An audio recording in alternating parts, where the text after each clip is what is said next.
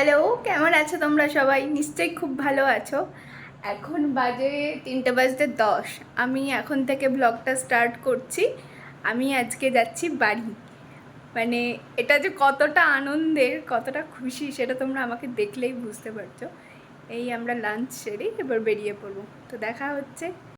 তো আমরা বেরিয়েছিলাম, আমাদের ফ্লাইট ছিল ভুবনেশ্বর থেকে, কিন্তু সেদিন এতটা মেঘ করেছিল যে আমরা বেশ কিছুটা হাতে সময় নিয়ে বেরিয়ে গিয়েছিলাম।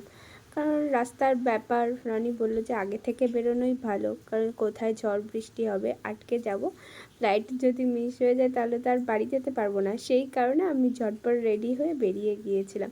দেখতে পাচ্ছ খুবই মেঘ করেছিল এখানে বাড়ি থেকে বেরোনোর সময়। আর এয়ারপোর্ট যাওয়ার এই বাসগুলো না একদম আমাদের বাড়ির নিচ থেকেই ছাড়ে, ওই জন্য এটাতেই আমাদের সুবিধা হয়। উঠে গেছিলাম, আর এই দেখো মহানদীর অবস্থা। এত গরম পড়েছিল যে কোথাও জল নেই, পুরোটাই এরকম বন্ধ হয়ে গেছিলো। আর এই দেখো নন্দনকানন, কিছুদিন আগে আমি আর রনি এসেছিলাম নন্দনকাননের সামনে, তখন পুরোটাই ফাঁকা ছিল। একটু বৃষ্টি হতে না হতেই আবার ভিড় হয়ে গেছে। বাসে বসে রনি আমাকে ভুবনেশ্বরের সব কিছু দেখাচ্ছিল, ইউনিভার্সিটি থেকে শুরু করে রাস্তাঘাট। যেহেতু অনেক দিন ধরে এখানে থাকে, অনেক বছর ধরে, তো ও সব কিছুই চেনে। আর ও যেগুলো চেনে সেগুলোই আমাকে চেনাবার চেষ্টা করছিল, দেখাচ্ছিল। আর ফাইনালি আমরা এয়ারপোর্ট পৌঁছে গেছিলাম।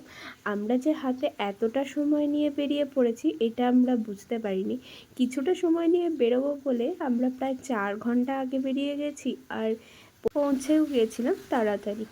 তবে হ্যাঁ, এটা ঠিক কথা যে এতটা সময় নিয়ে আমরা আগে এসেছি বলে সবটা ঘুরে দেখতে পেরেছিলাম। কারণ ভুবনেশ্বর এয়ারপোর্টে আমার তো ফার্স্ট টাইম ছিল। তবে ভুবনেশ্বর থেকে হাওড়া আমার তো ট্রেনেও বেশ ভালো লাগে। ট্রেনেও কিন্তু অতটাও সময় লাগে না, যে পুরো একটা দিন লেগে যায় এরকম না, 6 ঘন্টার ব্যাপার ম্যাক্সিমাম। তবে আমাদের হাতে সেদিন সময় খুবই কম ছিল বাড়ি ফেরার জন্য। রনি অফিস থেকে ফিরেছিল, ফিরেই কোনো রকমের লাঞ্চ করে বেরিয়ে গিয়েছিল, ওই জন্যই আমাদের ফ্লাইটে ফেরা।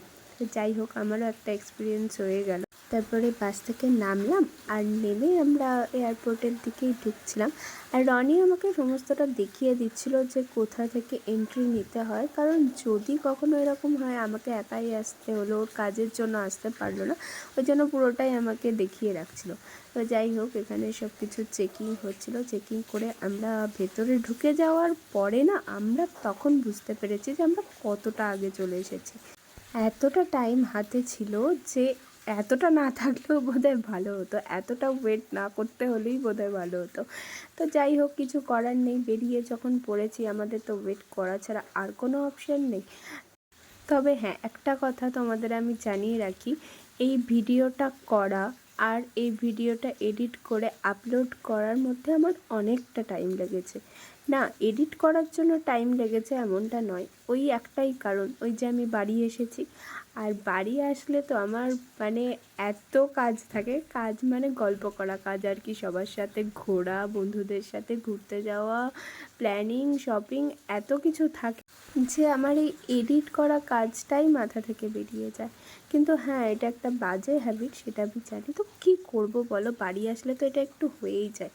তো আমরা এখানে ওয়েট করতে করতে কতক্ষণ আর ওয়েট করব শুধু মুখে। রনি গেল কফি আনতে, আর কফির সাথে ও একটা কুকিজও এনেছিল। কেন জানি না আমার এখানকার কফি না একদম ভালো লাগে না, এত তেতো লাগে, এত তেতো কফি আমার ভালো লাগে না। কফি খাবো তাও আবার চিনি ছাড়া, এটা তো ভালোই লাগে না।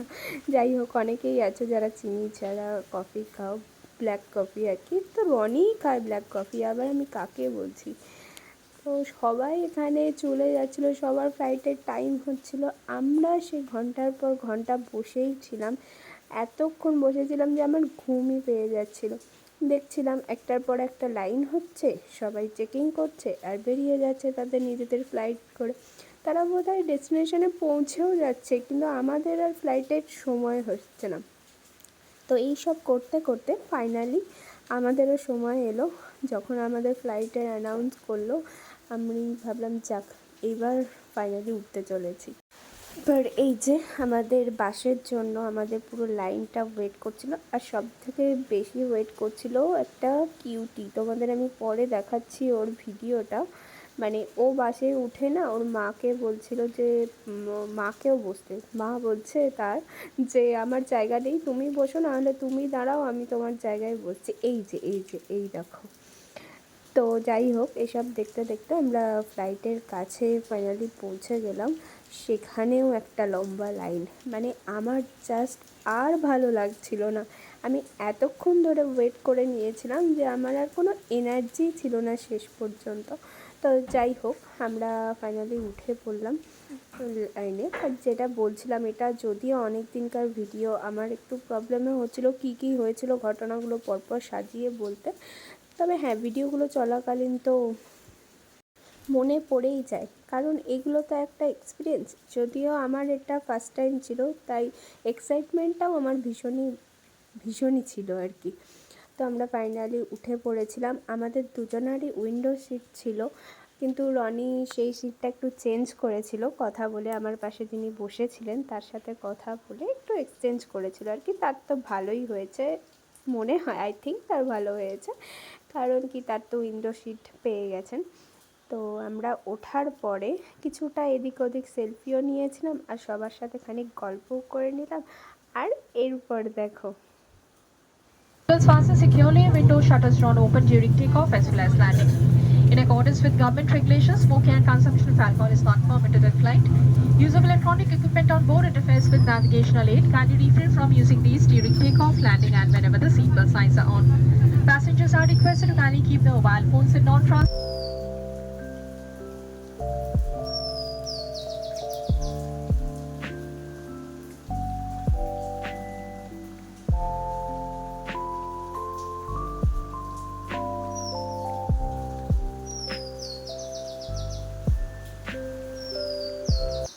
আর এবার আমরা নামলাম কলকাতা এয়ারপোর্টে। সেখানেও আমাদের বাস রেডি ছিল। ওখান থেকে নেমে আমরা চলে এসেছিলাম এয়ারপোর্টের ভিতরে আমাদের লাগেজ কালেক্ট করতে। দেখো, রনি কোথায় গিয়ে লাগেজ কালেক্ট করছিল আর আমাকে কোথায় দাঁড় করিয়ে রেখেছিল, বলেছিল এখানেও আসতে পারে। তো যাই হোক, এই যে এনার সাথে আমরা সিট এক্সচেঞ্জ করেছিলাম, এনার সাথে কিছুটা গল্প করে নিল রনি। আর আমি আসার সময় জিজ্ঞাসা করছিলাম ওকে কী গল্প করছিল। যাই হোক, এইসব গল্প করে আমরা বেরোনোর পর তো একটা ট্যাক্সির লম্বা লাইন ছিল, আবারও লাইন, এটা ট্যাক্সির লাইন। তো সেখানে রনি কথা বলছিল, ও তো গাড়ি বুক করছিল, আর আমি ততক্ষণ এদিকে ভিডিও বানিয়ে নিচ্ছিলাম। তারপরে আমি ওকে জিজ্ঞাসা করছিলাম এখানেও তো সবাই চলে যাচ্ছে, আমরা কখন বাড়ি যাব? আর ও আমাকে এটাই বলে যাচ্ছিলো, আসছে গাড়ি আসছে, এক্ষুনি চলে আসবে। আর কি বলবে বেচারা, আমি এত ওকে ডিস্টার্ব করে যাচ্ছিলাম। আর কেউ বসে বসে এতটা টায়ার্ড হয়ে যেতে পারে সেটা আমাকে দেখলেই বুঝতে পারছো। আমার কিন্তু টায়ার্ডনেসের একটাই কারণ, আমি 4 ঘন্টা বসেছিলাম এক জায়গায়। তো ফাইনালি আমরা বাড়ি চলে এলাম। বাড়িতে সিঁড়িতে উঠতে না উঠতেই দেখি মা দরজা খুলে দাঁড়িয়ে আছে। আজকের ব্লগটা কেমন লাগলো অবশ্যই জানিও। দেখা হচ্ছে নেক্সট ব্লগে, টাটা।